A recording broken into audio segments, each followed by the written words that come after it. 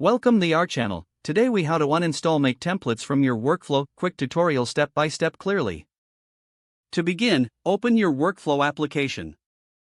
Navigate to the dashboard or main interface. Locate the templates section in your workflow. Identify the make templates you wish to uninstall.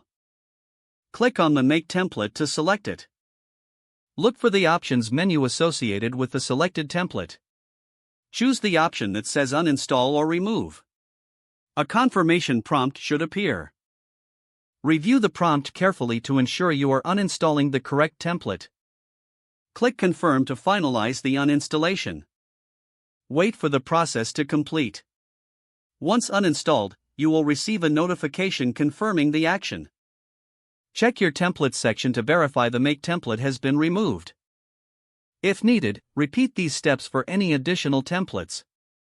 That's it. You have successfully uninstalled make templates from your workflow. If the page does not load, refresh the browser or try again in a private or incognito window. Make sure you are using the correct email address, then retype it carefully to avoid small typos. If your password is not accepted, use the reset option and create a new strong password you can remember. Check your spam folder for verification or security emails, then complete any requested confirmations. Enable two-factor authentication if available to improve account security and reduce unauthorized access risk.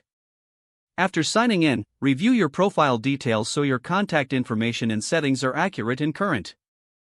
If you see an error message, note it down and try again after restarting your device and internet connection. Log out when you finish, especially on shared devices, to keep your account and payment information secure. If the page does not load, refresh the browser or try again in a private or incognito window. Make sure you are using the correct email address, then retype it carefully to avoid small typos. If your password is not accepted, use the reset option and create a new strong password you can remember. Check your spam folder for verification or security emails, then complete any requested confirmation steps.